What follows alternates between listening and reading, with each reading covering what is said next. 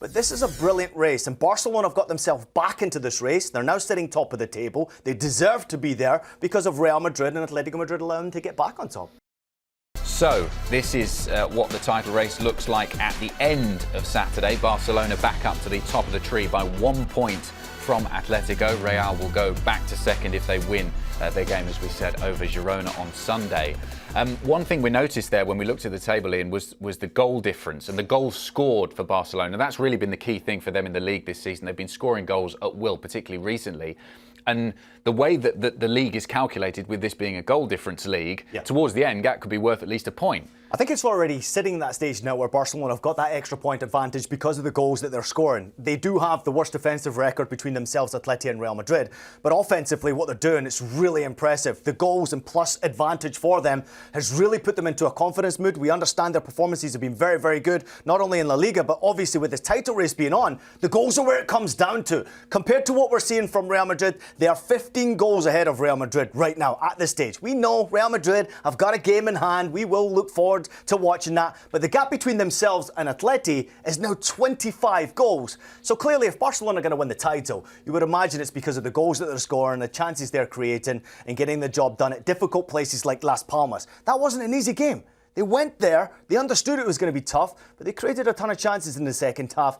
Makes it a little bit easier, though, when you've got some weapons to be able to bring off the bench. How does the title race play into the Champions League picture this season? Because obviously all three of them are involved. Do you think it may get to a situation where if one of them gets knocked out of the Champions League, and obviously we're going to get one of them knocked out in the next round with Real Madrid facing Atletico Madrid, could that potentially be a little bit of a help given that it's so close in the title race in La Liga? Yeah, I think common sense would probably tell us that yes, there would be that advantage because you're not playing as many games. There's not as much at stake for obviously the clubs who get knocked out or the club that does get knocked out. But I think this title race is one of the more exciting ones across Europe's top 5 leagues right now. And certainly the performances from all three of them have not necessarily been at the highest standard every single match day in La Liga. And European competition has been a bit better, it's been improved for sure. But now we're going to get one of them knocked out. And I think when you have a Madrid derby, obviously in the UEFA Champions League, you would expect Real Madrid to really take that game seriously.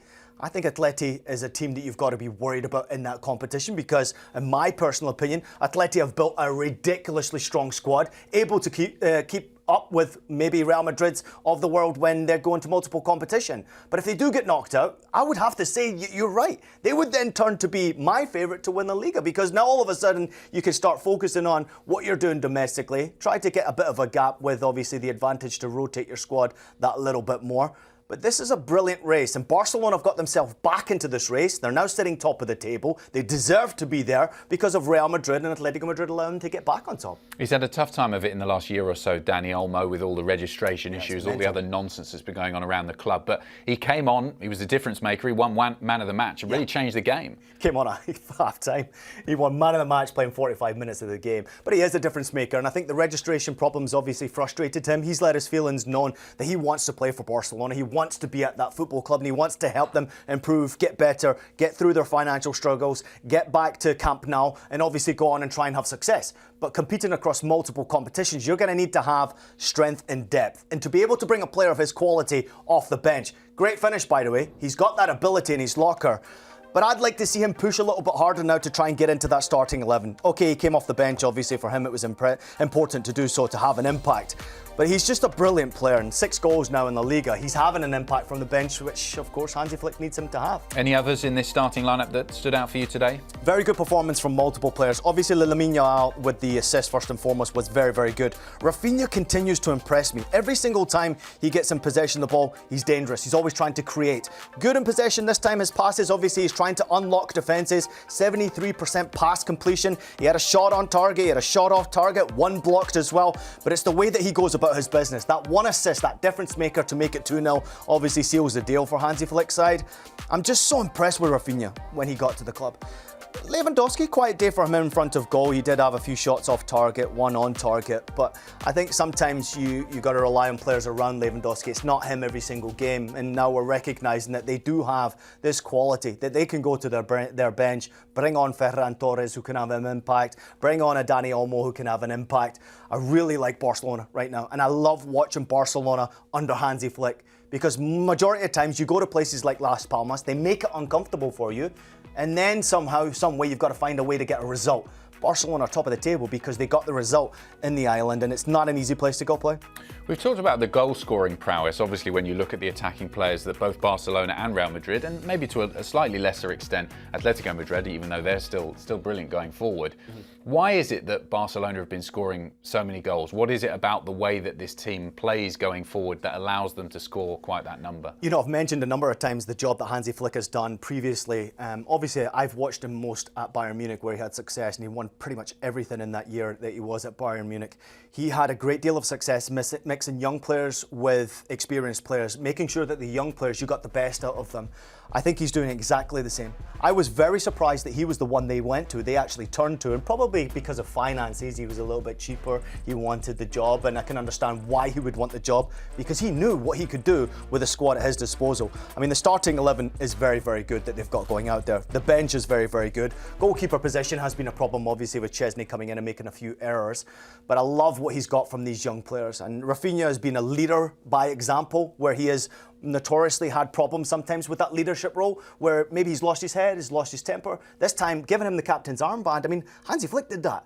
Gave him responsibility. Now all of a sudden you feel, this guy's really stepping up and being a difference maker. But the kid, Lamine Yamal, is something special. He is an unbelievable talent that continues to get better and better. Not his best performance against Las Palmas, but still a difference maker. Absolutely that. Given the position they've put themselves this season in the League, in the Champions League, how disappointing will it be that they've given themselves this opportunity of having or ending the season on what would be a great note on multiple competitions if they don't go on to win the Champions League or win La Liga? Listen, I think right now Barcelona are not favourites to win the Liga. Barcelona are not favourites to win the Champions League. And it's kind of crazy for us to say that. But the squad that they've got, the way Hansi Flick has got his team playing right now, who's betting against Barcelona winning La Liga and winning the Champions League? Who wants to play against this Barcelona side? They're going to be problems for absolutely everyone, including Benfica, obviously. But what you're saying is that if they didn't do it in either of those competitions, there wouldn't be quite the same fallout that there would be at Real Madrid, for example. I don't think anyone expected them to win La Liga. That's what I'm saying. I don't think anyone expected them to win the Champions League and go as far as they have done. The way that they put together this incredible group stage, they took Champions League serious. Had they gone into the playoffs, they might have been out of this competition, but they didn't. They had that extra week of break to be able to prepare for their race once again, and they are back. And remember, I think they were 7 points behind the top of the table in La Liga, and now they're sitting pretty at the top of the table. So from here, where we're looking at it, if Barcelona don't win a trophy this year, La Liga or the Champions League, I would consider that a disappointment. Whereas at the beginning of the season when Hansi Flick was appointed, I didn't see them having any chance of winning any trophy.